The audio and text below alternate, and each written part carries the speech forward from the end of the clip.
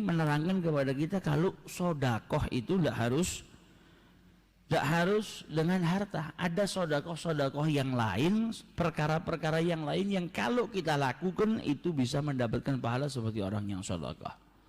Tapi bukan berarti kalau orang punya kelebihan harta kemudian cukup dengan ini, tidak.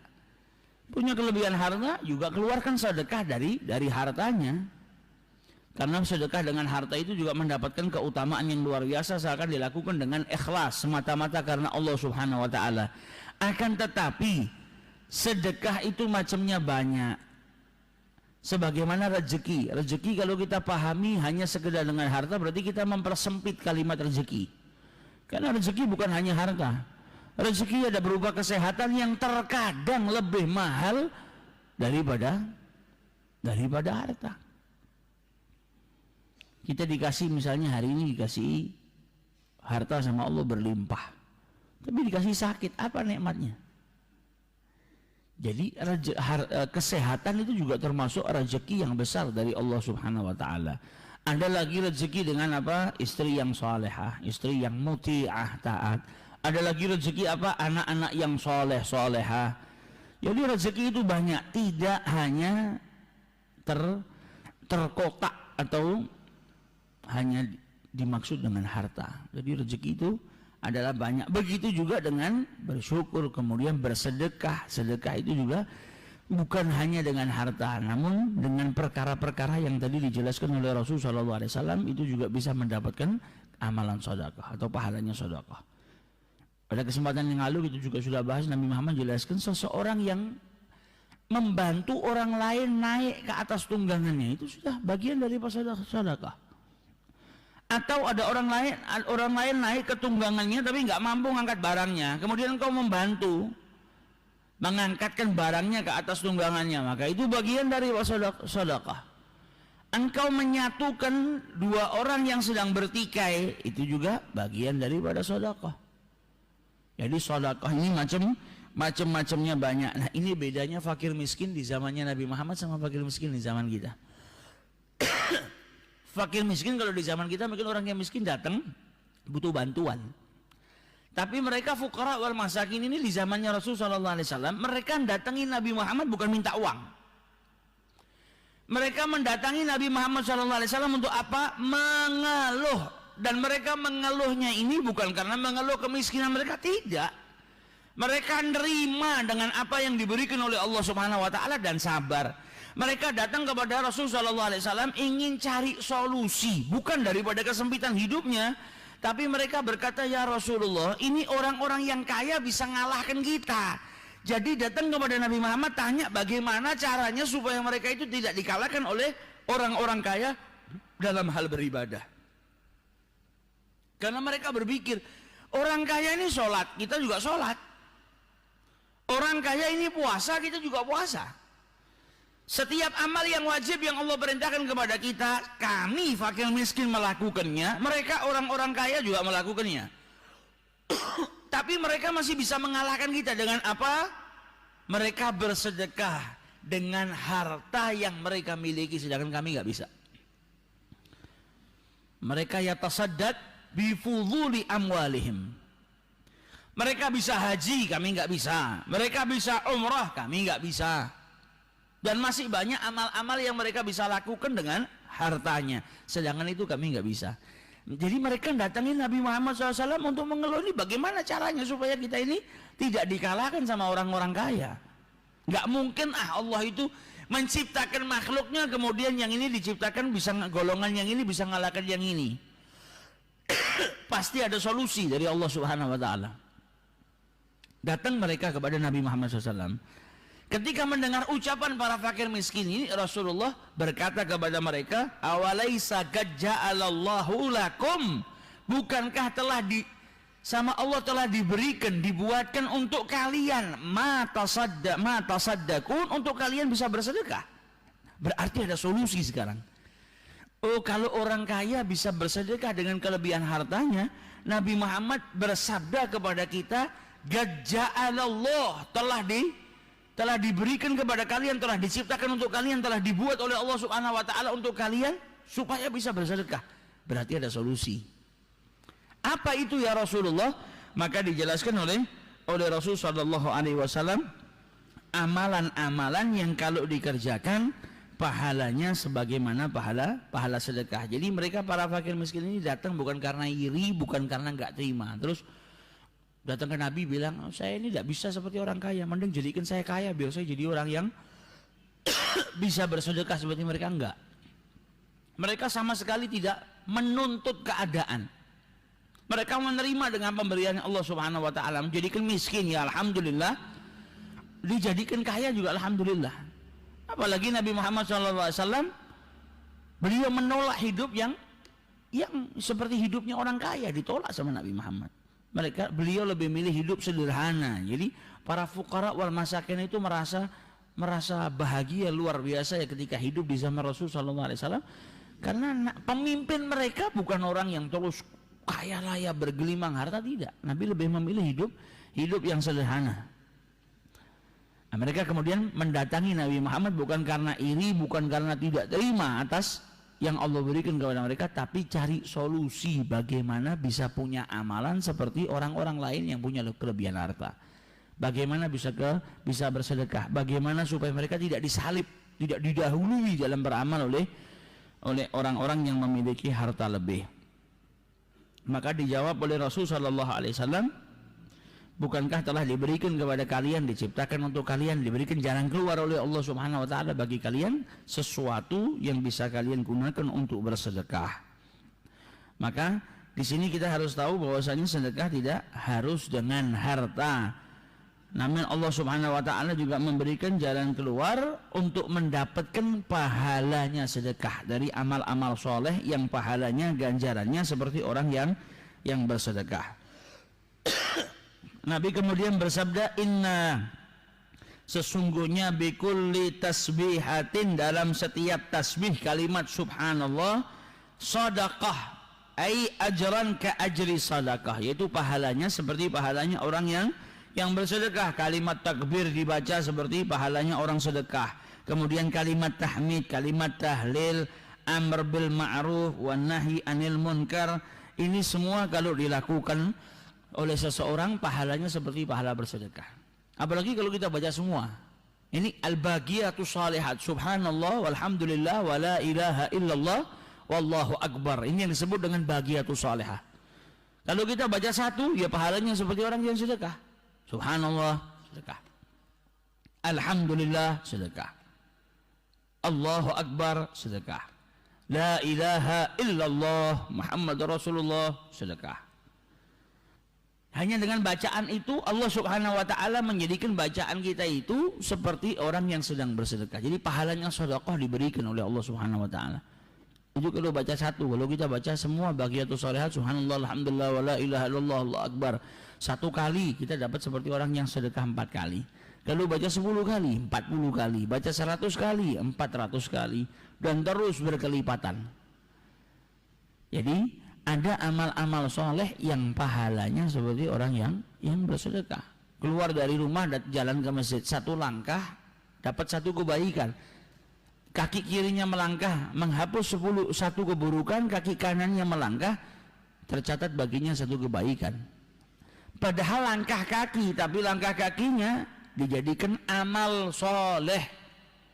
Kalau kita ngelangkah 100 kali berarti ada amal baik 100 kali yang dicatat sama Allah untuk diri kita. Padahal dalam sehari, andai kata kita nggak jalan ke masjid untuk sholat jamaah, belum tentu kita bisa berbuat baik sebanyak 100 kali. Belum tentu kita bisa beramal soleh sebanyak 100 kali. Tapi jalan tadi ke masjid untuk melaksanakan sholat, setiap langkahnya mendatangkan 1 kebaikan. 100 langkah, ya kau dianggap hari itu berbuat 100 kali kebaikan, amal hasanah. Kalau 500 langkah, ya berarti 500 hasanah yang Allah berikan kepada dirimu. Jadi ada amalan-amalan yang pahalanya Allah berikan dengan amalan tersebut, seperti tasbih, tahmid, tahlil, takbir, amar ma'ruf, nahi munkar, itu pahalanya seperti pahala seseorang yang bersedekah.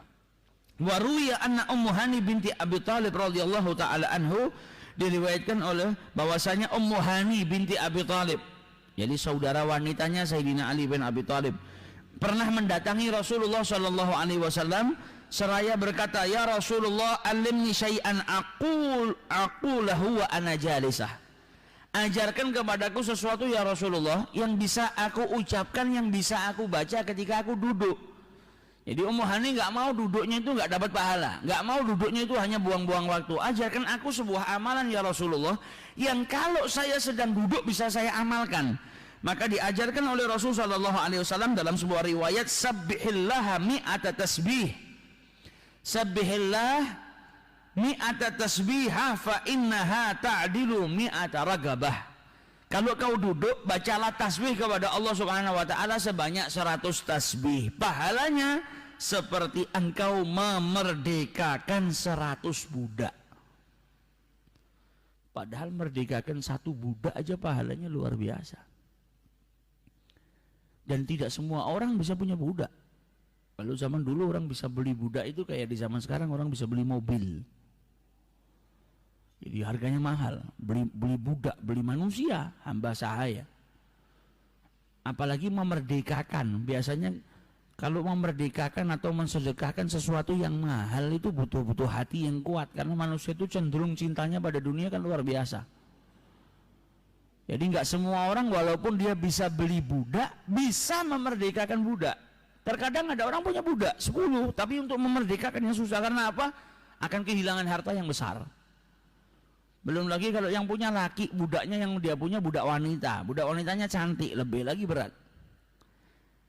Nah, memerdekakan budak itu susah, tapi pahalanya besar. Nah, ini dikatakan oleh Rasulullah SAW, kalau kau duduk bertasbihlah kepada Allah sebanyak 100 tasbih, maka ganjaran yang Allah akan berikan kepada dirimu seperti engkau memerdekakan 100 budak. Jadi di sini ada ganjaran yang Allah berikan seperti orang yang memberikan 100 budak. Tapi bukan berarti terus kalau punya harta nggak bersedekah, lebih baik saya sedekah dengan bacaan saja. Tidak. Di sini kalau kau tidak mampu maka ada gantinya.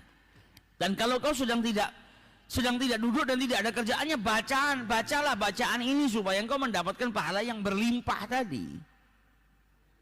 Tapi bukan berarti terus kalau ada orang punya harta dia lebih milih baca bacaan ini aja. Nah, ini pelit, tidak bersyukur dengan kenikmatan yang Allah berikan. Padahal kalau dia mengeluarkan hartanya, bertambah hartanya, dan juga dia tergolong sebagai orang-orang yang bersyukur.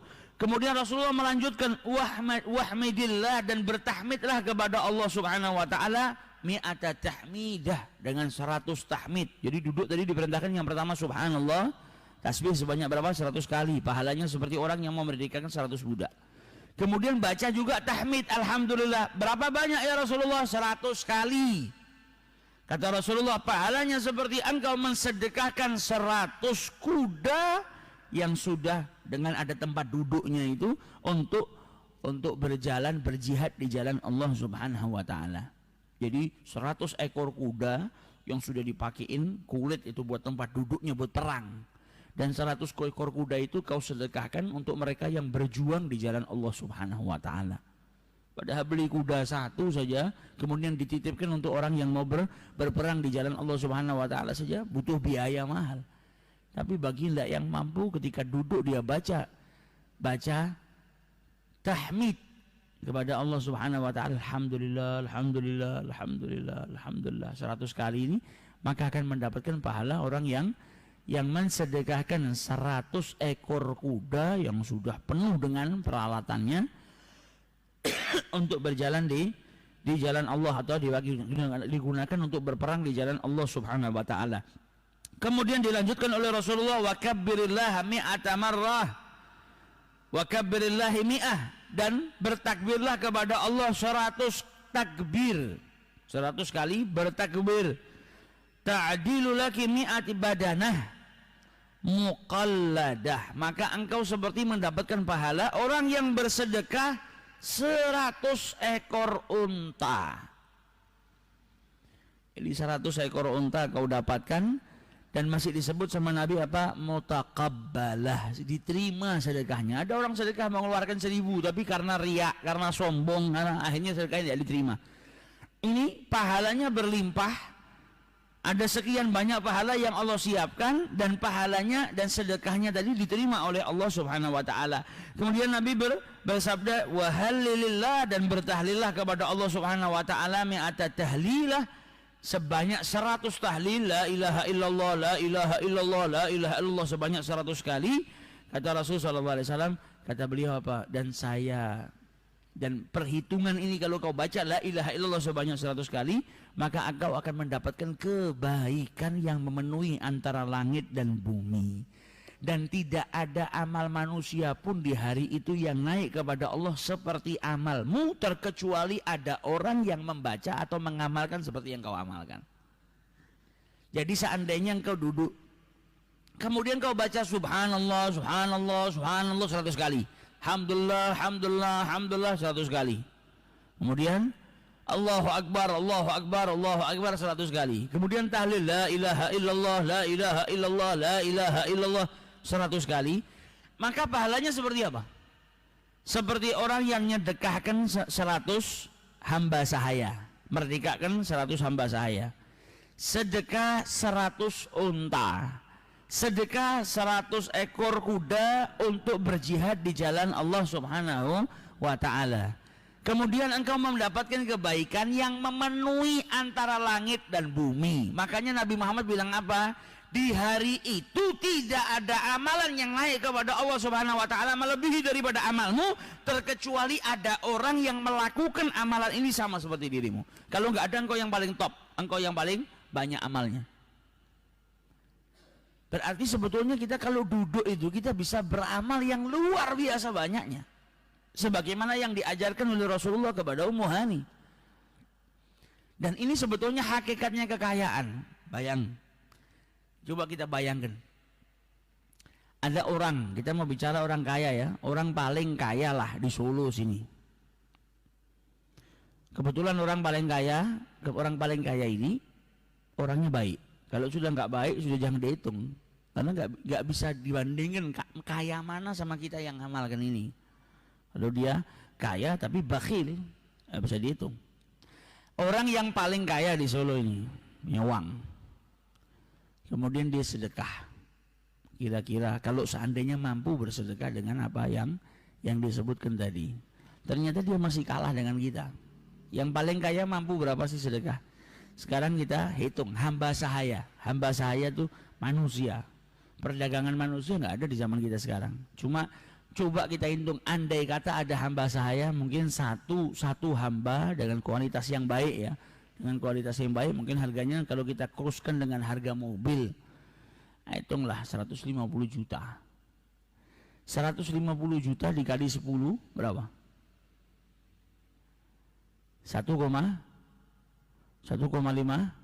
miliar kali 100 berarti 15 M ya, 15 M. Kemudian tadi kalau baca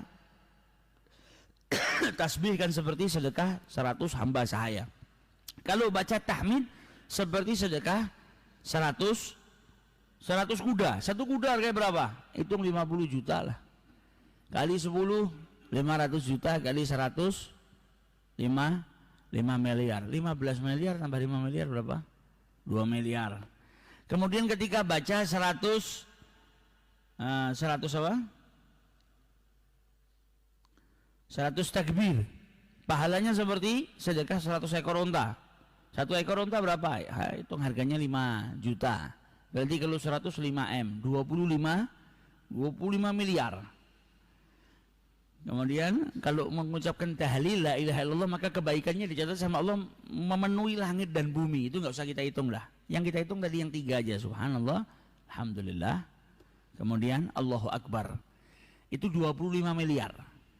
Jadi sekali duduk kita baca subhanallah 100 kali, alhamdulillah 100 kali, kemudian Allahu Akbar 100 kali, maka pahalanya seperti kita bersedekah 100 ekor kuda di jalan Allah, 100 ekor unta di jalan Allah, dan 100 budak atau hamba sahaya yang dimerdekakan di jalan Allah Subhanahu wa taala. Berarti seakan kita mengeluarkan 25 miliar di jalan Allah Subhanahu wa taala.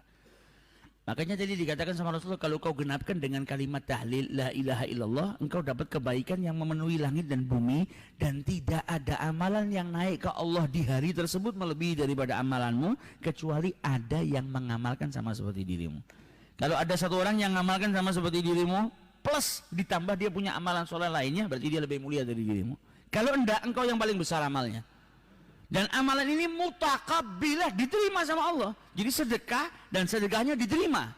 Pahalanya seperti orang yang bersedekah dengan sekian banyak tadi, dan sedekahnya diterima sama Allah Ta'ala.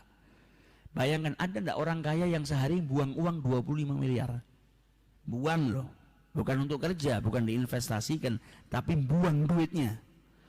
Sedekah itu kan berarti diberikan kepada orang lain. Ada enggak orang yang mengeluarkan 25 miliar untuk orang lain sehari?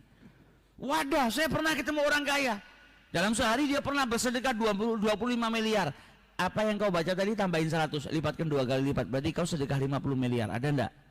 Ada, saya pernah ketemu orang kaya sedekah 50 M dalam seharinya. Baca 3 kali. Lipatkan 3 kali. Subhanallah 300, alhamdulillah 300. Allahu Akbar 300. Maka seperti 75 miliar kau sedekahkan tadi. Ada enggak yang seperti itu? Padahal itu sangat singkat, kita duduk sambil duduk niat TV kayak, atau sambil mikir apa kayak, atau sambil baca apa kayak, kita baca itu bisa. Subhanallah, subhanallah, subhanallah, subhanallah. Atau kalau mau baca langsung ya, dibaca langsung subhanallah, alhamdulillah, wa la ilaha illallah, Allahu Akbar, subhanallah, alhamdulillah, wa la ilaha illallah. Atau tadi baca 100, ditutup dengan la ilaha illallah 100 kali. Walaupun ada yang sehari sedekah 75 miliar, walaupun ada yang sehari sedekah 100 miliar, 200 miliar, yang terakhir la ilaha illallah, kata Rasulullah apa? Pahalanya seperti engkau mendapatkan kebaikan yang memenuhi langit dan bumi. Sudah nggak ada orang kaya yang punya sesuatu yang memenuhi langit dan bumi, nggak ada. Sudah, kau lebih unggul daripada dirinya. Nah, amalan ini bukan kita buat sombong-sombongan, saya lebih mulia, amal saya lebih banyak, enggak. Tapi di sini menunjukkan betapa banyak amal yang atau kebaikan pahala yang engkau bisa dapatkan dengan berzikir mengingat Allah Subhanahu wa taala. Makanya zikir itu mahal. Saking Allah itu merintahkan hambanya untuk banyak berzikir, selalu berzikir mas sampai dikasih pahala. Kita itu diperintahkan berzikir sama Allah, manfaatnya kembalinya buat kita. Allah nggak butuh dengan zikir kita. Kita yang dapat manfaat dari zikir. Supaya kita itu mau, kita masih diberikan pahala sama Allah. Jadi ini baiknya Allah luar biasa. Kita diperintahkan sama Allah untuk zikir. Manfaatnya zikirnya untuk kita sendiri, supaya kita mau zikir disiapkan amal atau disiapkan pahala yang besar. Nih, supaya kau mau berzikir. Jadi saking dermawannya Allah Subhanahu wa taala, semuanya difasilitasi. Yang dapat manfaat zikir ya kita. Kitanya masih dikasih fasilitas sama Allah, kalau kau zikir kau akan mendapatkan pahala yang sekian banyak dan dapat manfaat daripada zikir itu sendiri. Maka jangan sampai kita buang waktu kita, apalagi sudah tahu ini tahu pahalanya seperti ini, jangan sampai kita sia-siakan.